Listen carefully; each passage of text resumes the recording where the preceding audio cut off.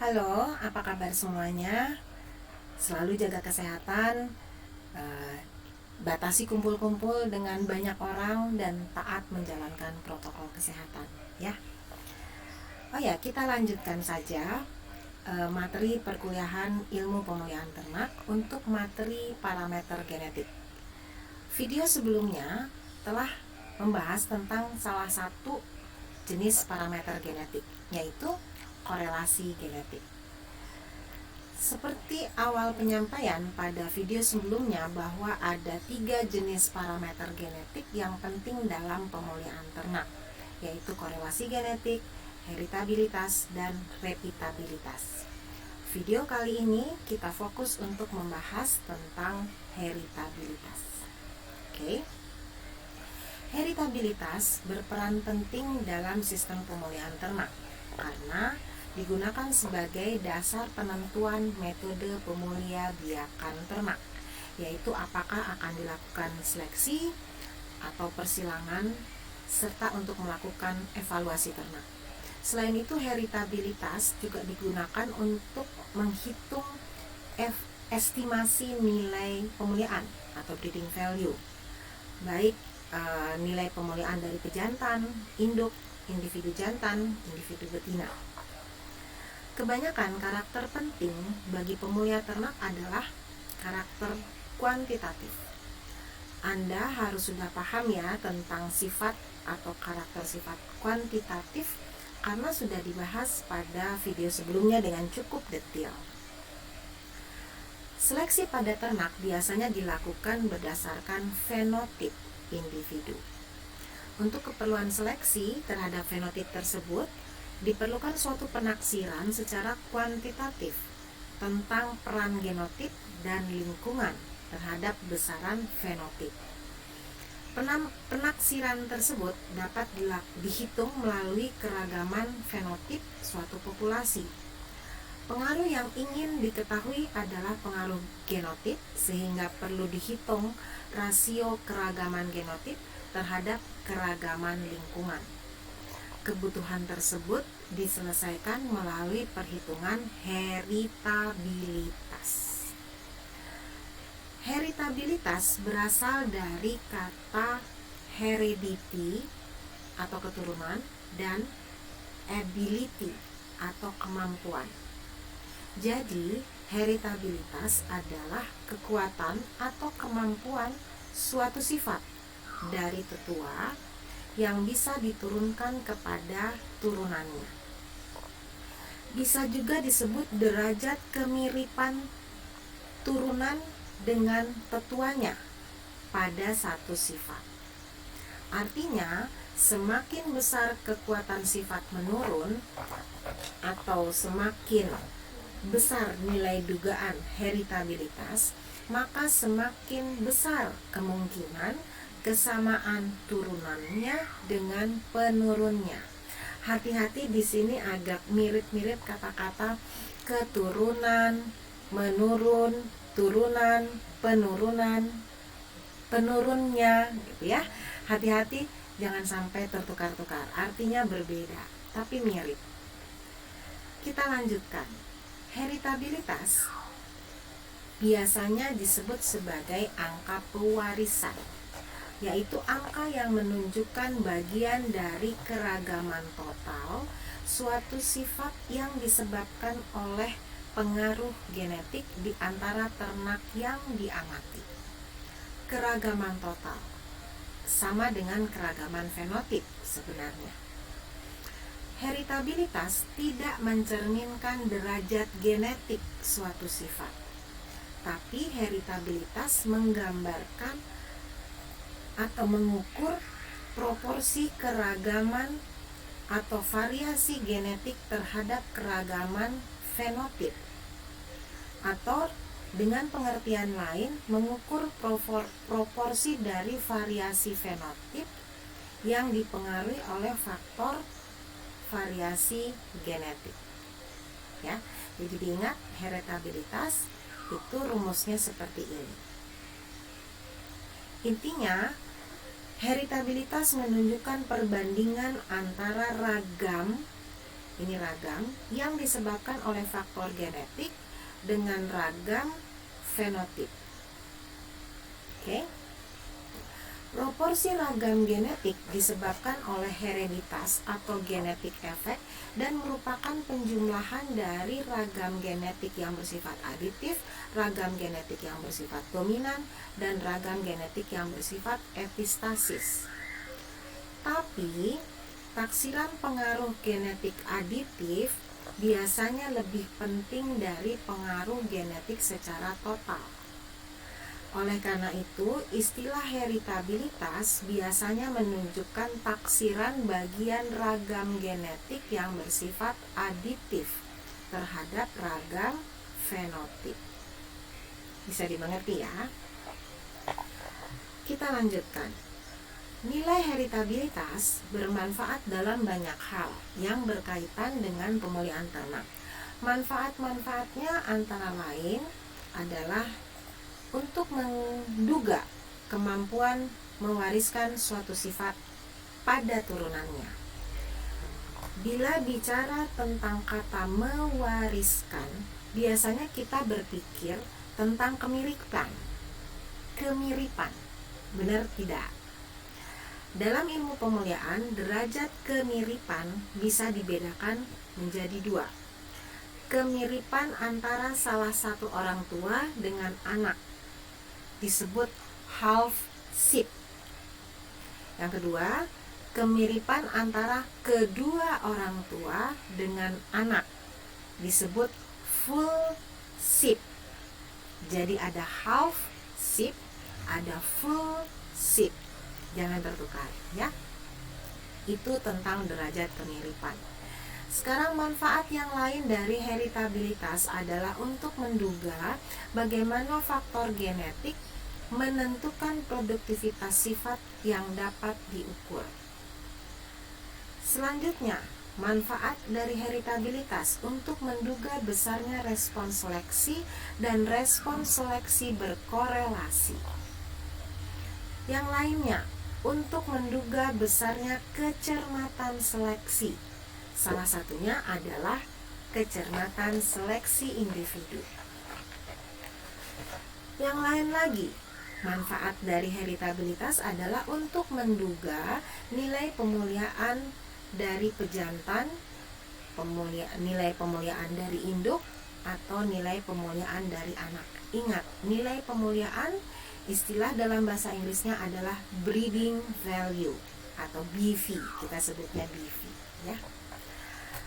Manfaat lainnya dari heritabilitas adalah untuk mengetahui ada atau tidaknya kemajuan genetik atau genetic gain yang mungkin diperoleh dalam seleksi pada populasi hasil seleksi untuk satu sifat tertentu.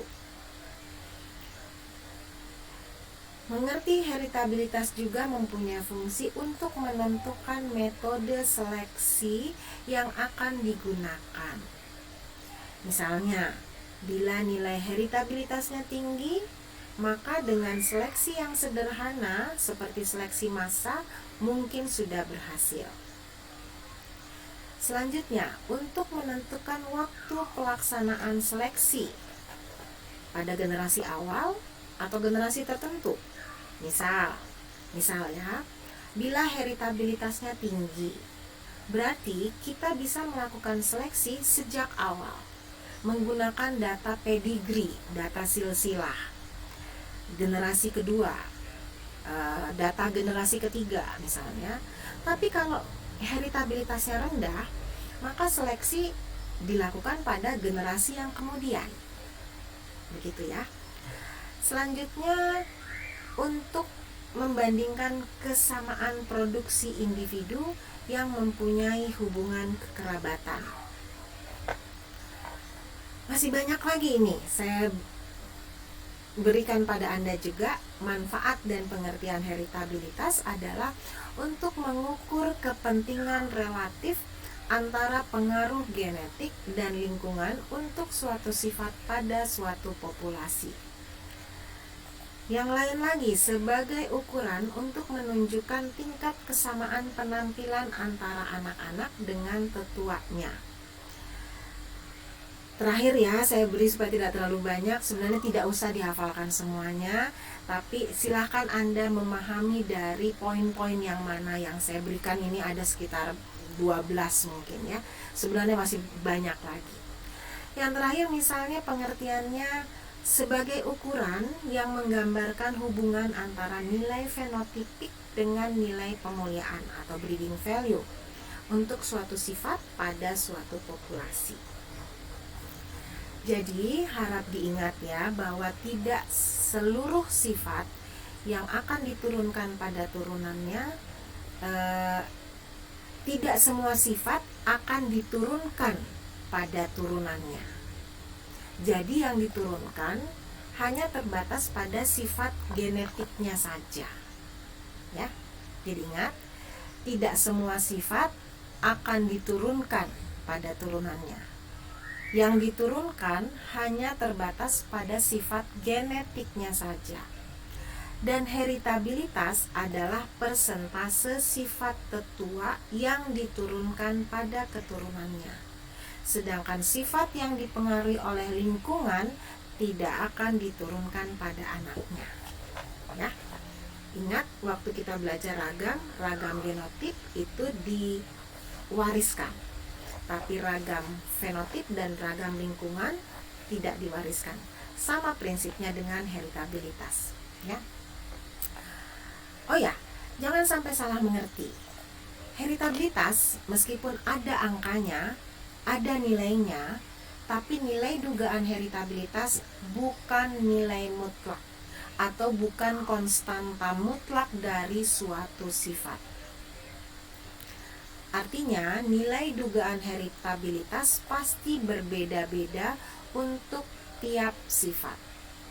Misalnya, sifat produksi susu punya nilai dugaan heritabilitas. Sifat berat badan punya nilai dugaan heritabilitas. Dan lain-lain. Sedangkan sesama sifat berat badan saja bisa berbeda-beda antara berat lahir, berat sapi, berat umur 1 tahun, dan lain-lain. Ya. Kemudian, nilai dugaan heritabilitas hanya tepat berlaku untuk populasi tertentu, tempat tertentu, serta waktu dan cara menghitung di mana nilai heritabilitas tersebut dihitung. Ini tolong jangan sampai lupa. Ya. Apa Anda bisa mengerti pernyataan yang ini? Sudah tidak boleh lupa, tapi mengerti belum? Saya jelaskan dengan ilustrasi ya, supaya Anda bisa membayangkan dan memahami apa maksudnya dari pernyataan yang ada pada layar. Coba dengarkan baik-baik. Bila Anda akan menyeleksi suatu populasi sapi Bali, misalnya di kabupaten A, dan pada sifat tinggi badan, ya, menyeleksi populasi sapi Bali di kabupaten A pada sifat tinggi badan, berarti hasil analisisnya nanti akan berupa nilai dugaan heritabilitas yang didapat hanya tepat digunakan untuk menyeleksi populasi sapi di kabupaten A saja pada sifat tinggi badan saja pada waktu yang sama. Artinya tidak bisa nilai heritabilitas hasil perhitungan tahun 2019 digunakan untuk menyeleksi sapi di tahun 2020. Meskipun sapinya sama, tempatnya sama. Kenapa demikian? Coba ingat kembali rumus heritabilitas. Ada ragam fenotipnya ya. Benar? Ada ragam fenotipnya. Ragam fenotip kan mengandung ragam lingkungan, bukan? Jadi, bila tahun mengambil datanya dan tahun penggunaan data berbeda, bisa saja pengaruh lingkungannya berbeda. Benar tidak? Misal, pengaruh curah hujan bisa berbeda antara 2 tahun tersebut, tahun 2019 dengan tahun 2020. Perbedaan curah hujan tersebut akan berpengaruh pada kualitas dan kuantitas hijauan. dan seterusnya. Meskipun faktor genetiknya sama, sapinya sama, sapi itu juga, di tempatnya juga sama, di Kabupaten A misalnya, tapi tahunnya beda. Bisa dimengerti? Itu contoh untuk ternak yang sama, lokasinya sama, tapi tahunnya beda. Nilai heritabilitasnya juga akan beda.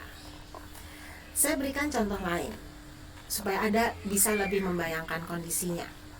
Misal Anda ingin menghitung nilai dugaan heritabilitas pada populasi sapi perah berdasarkan sifat produksi susu. Penelitiannya di Kabupaten Nrekang tahun 2019 misalnya. Ingat ya, ingat kondisinya ya. Lalu hasil dari penelitian itu berupa nilai dugaan heritabilitas dan digunakan untuk menyeleksi sapi perah berdasarkan sifat produksi susu tahun 2019 juga. Tapi sapinya ada di Kabupaten Bandung, Jawa Barat. Bisa atau tidak? Ingat pernyataan yang di layar. Bisa sih bisa, tapi pasti tidak akurat. Kenapa? Karena nilai heritabilitasnya tidak dihitung di tempat di mana populasinya akan diseleksi. Nilai heritabilitasnya diambil di Kabupaten Nrekang, tapi nanti seleksinya dilakukan di Kabupaten Bandung di Jawa Barat. Kan tempatnya beda. Benar. Kira-kira sudah bisa dimengerti ya? Bisa? Harus dicerna baik-baik memang. Ilmu pemuliaan itu tidak bisa dihafal. Ya. Baik, saya sudah paparkan pengantar untuk heritabilitas. Jadi heritabilitas cukup berbelit bila Anda hafalkan. Tapi percaya, bila Anda pahami, akan jauh lebih mudah untuk dipelajari. Heritabilitas bukan materi yang rumit, jadi jangan takut, jangan dihindari.